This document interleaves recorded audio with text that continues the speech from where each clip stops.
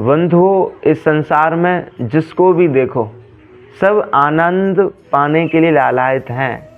सब अपना जीवन आनंदमय बनाना चाहते हैं, सब अपने आप को सुखमय बनाना चाहते हैं। पर होता क्या है कि लोग आनंद पाने के लिए, सुख पाने के लिए भौतिक भोगों की ओर मुड़ जाते हैं, भौतिक पदार्थों की ओर मुड़ जाते हैं।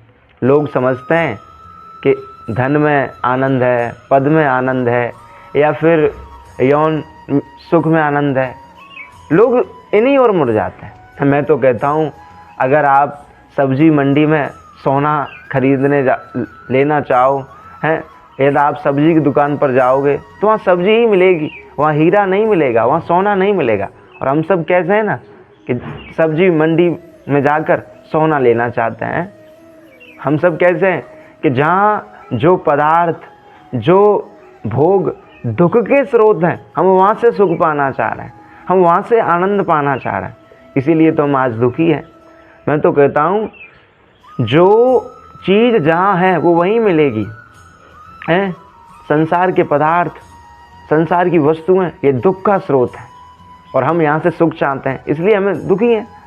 पर ठाकुर जी के जो नामों में, ठाकुर जी की जो लीलाओं में, ठाकुर जी की कथाओं में, ठाकुर जी के भजनों में वो आनंद है, वो रस है कि जिसका हम पान करके, जिसको हम श्रवण करके आनंदित हो सकते हैं, अपना जीवन आनंदमय बना सकते हैं। इसलिए बंधुओं, मेरा हर बार यही कहना होता है, मैंने बहुत बार कहा है कि जीवन को आनंदमय बनाना है, अपने आप को आनंद में भिगोना है, अपने आप को आनंद में विभोर करना है, तो कृष्ण के बनो, ठाकुर के बनो।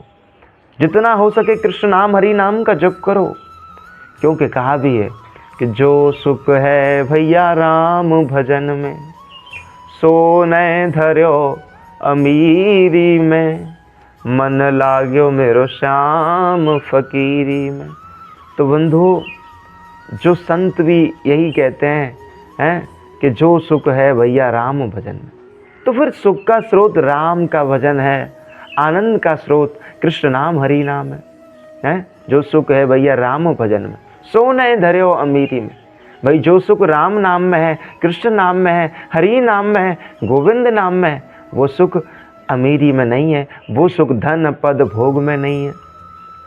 तो फिर आप क्यों नहीं समझ रहे, जब जीवन को आनंदमय बनाना है तो संसार के भोगों की तरफ न मुड़ के श्री कृष्ण की ओर मुड़ो हैं। जितना प्रेम आप अपनी पत्नी से करते हो, जितना प्रेम आप अपने बच्चों से करते हो, उतना ही प्रेम ठाकुर जी से कर लो, उतना ही प्रेम आप गोविंद से कर लो।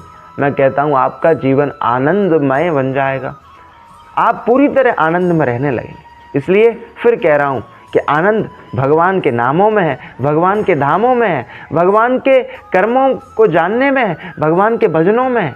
तो फिर संसार की ओर न मुड़कर कृष्ण की ओर मुड़ो, तभी आपका जीवन आनंदमय बन सकता है। राधे राधे।